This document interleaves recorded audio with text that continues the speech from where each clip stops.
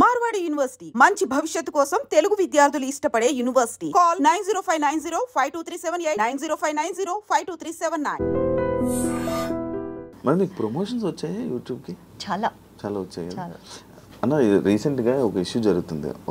ఒక వ్యక్తి అన్వేషణ అనే వ్యక్తి ఇండస్ట్రీలో ఉన్న పర్సన్స్ని లైక్ రానా గారిని వీళ్ళందరినీ నోటుకొచ్చి మాట్లాడడం ఇవన్నీ జరుగుతూనే ఉన్నాయి కదా. యాజ్ ఏ ఒక సెలబ్రిటీగా ప్రమోషన్స్ చేయడం తప్ప అంటే ఇప్పుడు మా వర్క్ చెప్తాను నేను. ఆ ఇష్యూ నేను విన్నాను ఏది మెన్షన్ చేస్తున్నావో. యాక్చువల్గా మా అక్కడ 3 crores ఆఫర్ వచ్చింది బెట్టింగ్ యాప్స్ మీద చేయమని 3 crores ఇచ్చారనమాట. మేము రిజెక్ట్ చేస్తాం. ఇదే యూట్యూబ్ శివమధు ఛానల్కి ఆఫర్స్ వచ్చింది. ఒక్కటి కాదండి, ట్రేడింగ్ యాప్స్ నుంచి, బెట్టింగ్ యాప్స్ నుంచి, తర్వాత ఇంకా కొన్ని I'll tell you lot of products. అదే మీరు ప్రమోషన్స్ వస్తాయా అని అడిగినప్పుడు ఐ సెడ్ డెఫినెట్గా చాలా వస్తాయి. అందులో కాన్షియస్గా నేను ఆడియన్స్ని నా ఫ్యామిలీ లాగా ఫీల్ అవుతాను. శివమధు ఫాలోవర్స్ని నేను నా ఫ్యామిలీ లాగా ఫీల్ అవుతాను.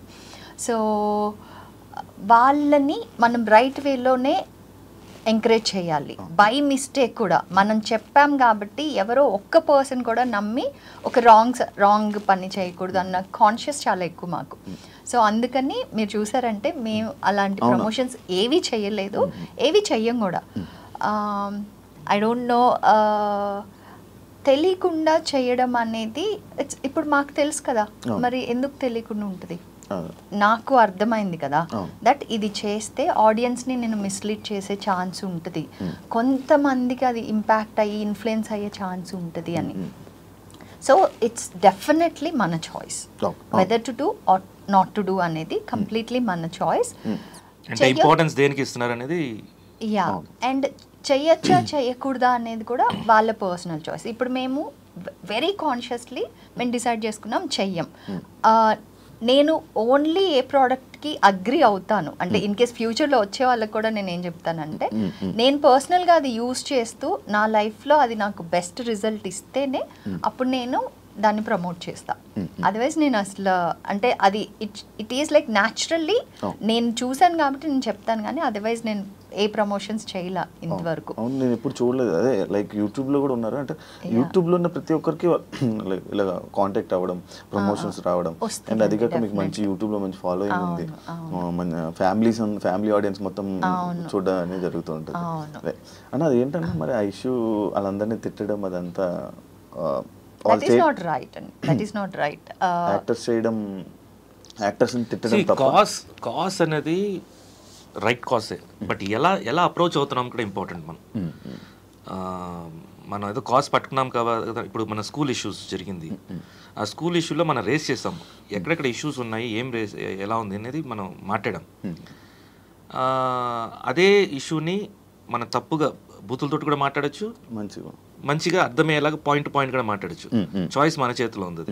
సో మాకైతే పాయింట్ మాట్లాడమే కరెక్ట్. అండ్ ఇంకోటి, ఫ్యామిలీ ఆడియన్స్ ఉన్నారు ఇక్కడ, పిల్లలు ఉన్నారు, అందరికి రీచబిలిటీ ఉంది.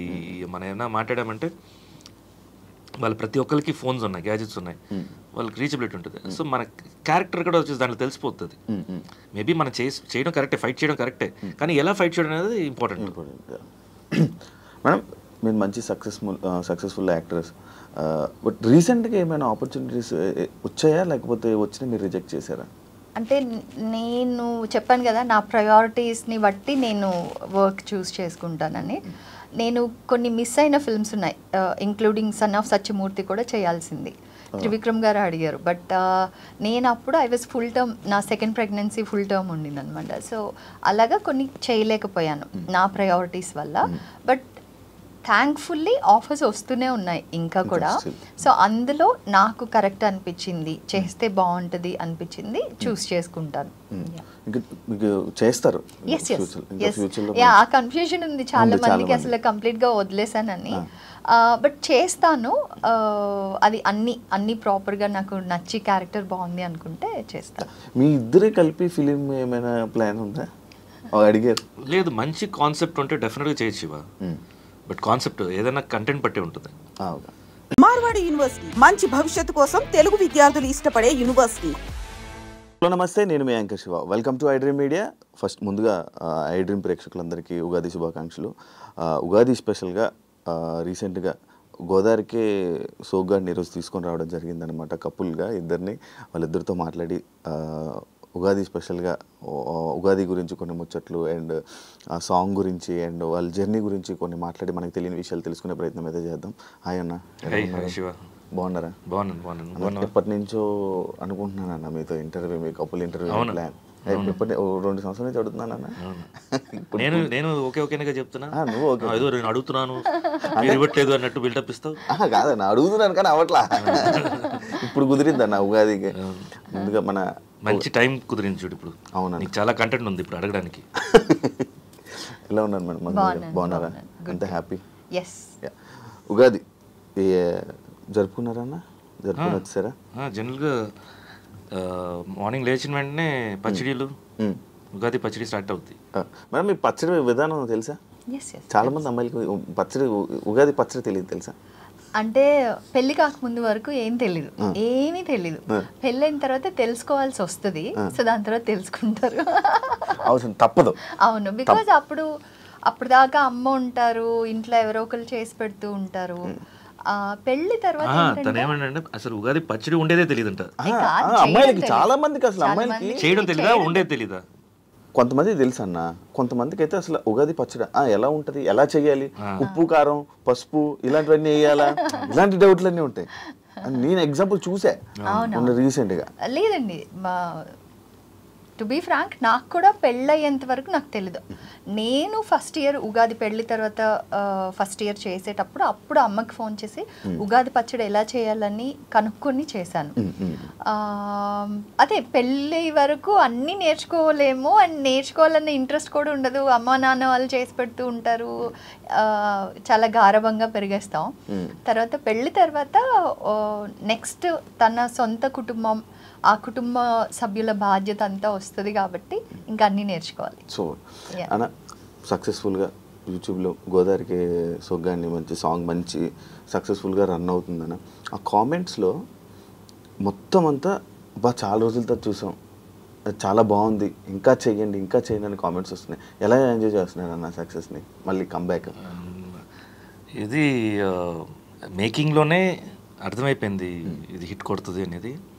అండ్ అవుట్పుట్, ఫైనల్ అవుట్పుట్ మన ఐమాక్స్ థియేటర్లో స్క్రీనింగ్ చేసాం.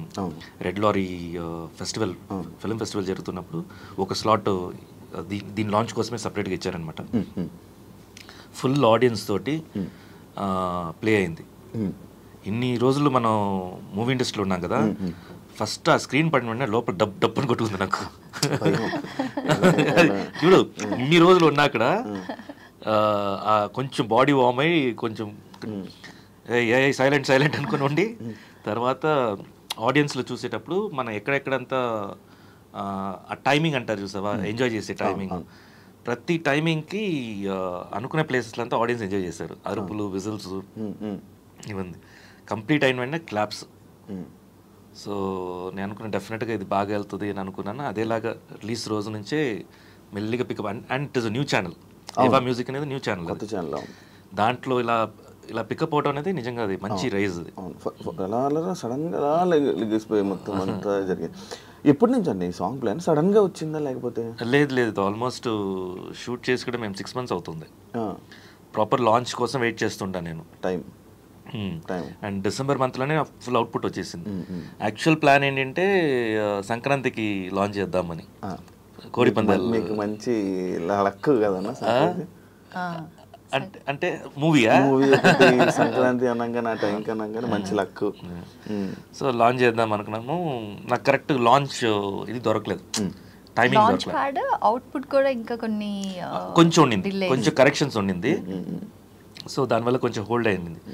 అండ్ పండగ దగ్గరికి వచ్చేసింది. సో ఇంకా అది వదిలేసాను నేను. వదిలేసిన తర్వాత ఇది అన్ఎక్స్పెక్టెడ్గా ఫిలిం ఫెస్టివల్ రావటం, దాంట్లో స్క్రీనింగ్ పడటం అనేది. So everything is time. అక్కడ దీనికి ఒక సెట్ ఉంటుంది. So very happy that launch అయింది.